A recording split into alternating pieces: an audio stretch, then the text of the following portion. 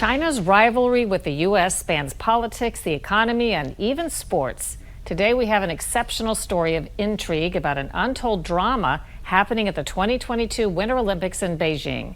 Lisa Fletcher reports it surrounds a U.S. figure skater and her father, who was a Chinese dissident a generation ago.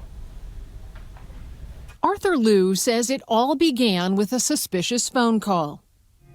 In late 2021, his daughter Alyssa, a national figure skating champion, was preparing to travel to Beijing, China, as the youngest athlete on the U.S. Olympic team.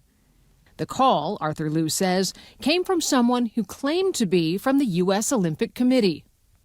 He actually called me on the phone and saying that I'm from the U.S. Olympic Committee. I need your daughters and your passport copies. And you can fax or, email to this and that. Did you buy it? No, I didn't buy it. I kind of cut him short. I said, okay, I'll take care of it tomorrow. And tomorrow I didn't do it. Liu says the true identity of the caller became more clear when a short time later, the FBI asked to meet with Liu at a Starbucks coffee shop near his house in late 2021. They said the mystery caller was actually a Chinese government agent.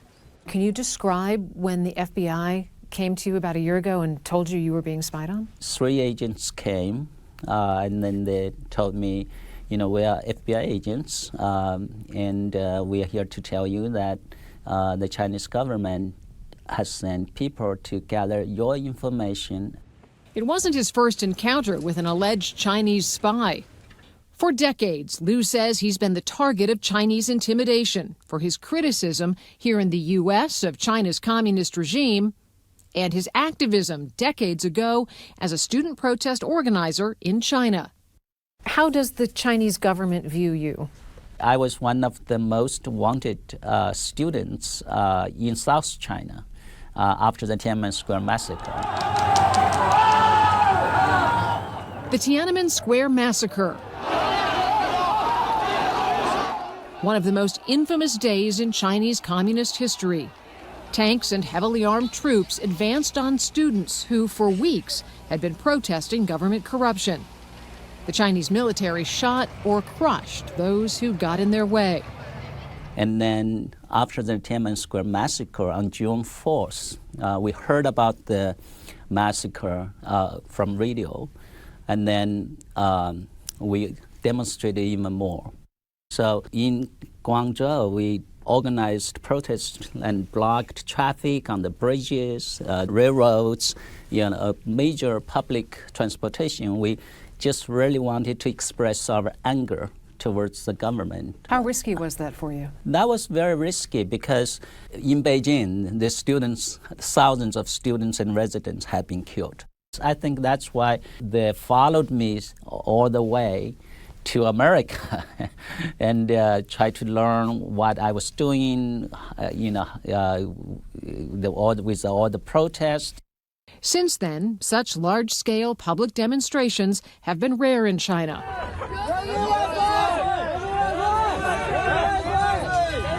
Which is why many were surprised when thousands of Chinese citizens took to the streets in late November to protest China's aggressive zero-COVID policy, where citizens often were prohibited from leaving their homes. Following those demonstrations, Chinese authorities agreed to loosen COVID measures. But they also appear to be increasing surveillance, and several protesters have been detained. How has it changed from 1989 until now when we're thinking about the tolerance that the Chinese government has for a protest? It hasn't changed at all. The government really nowadays has even more tighter control of the people than back 30 years ago. At that time, we had no phones. Nowadays, the government completely knows who you are, where you are, what you're doing. Technology's given them more power. Yeah, absolutely. Absolutely. Liu escaped China and came to the U.S. as a political refugee shortly after the Tiananmen Square crackdown in 1989. Not knowing then, of course, that he would later have a daughter travel to his birth country to participate as a U.S. athlete in the 2022 Beijing Olympic Games. At age 13, Alyssa became the youngest female ever to win a national title and is the first woman to ever land both a triple axel and quadruple lutz, involving 4 mid-air rotations in a single program. For Arthur Liu, keeping his daughter focused on her Olympic dreams and keeping her protected meant keeping his encounter with the FBI a secret. He asked the agency not to arrest the alleged Chinese government operatives until his daughter's safe return from Beijing. What were you afraid of if they made the arrests prior to her coming back? Well, I was afraid that the Chinese government might take her or hold her as hostage because she's on Chinese territory. You never know who's around her. You never know who the cleaning lady is for the Olympic Village. Let's put it that way. Alyssa took 7th place at the Olympics. Shortly afterward, the Justice Department announced charges against 3 alleged operatives, claiming they targeted Arthur Liu and other Chinese dissidents living in the U.S. One is Chinese and based in China and has not been arrested.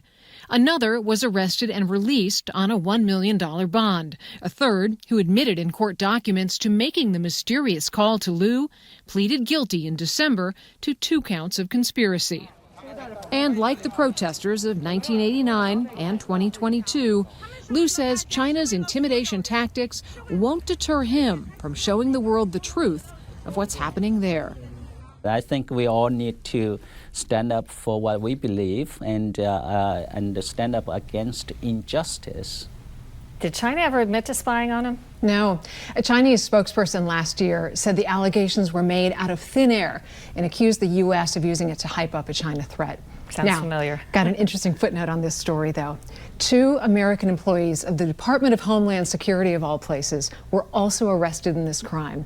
One of them for allegedly accessing a law enforcement database, getting Arthur and Alyssa's passport information, and then giving it to the other person who was arrested, who allegedly passed that information on to the Chinese. On Homeland Security. Yeah. Interesting. Thanks, Lisa.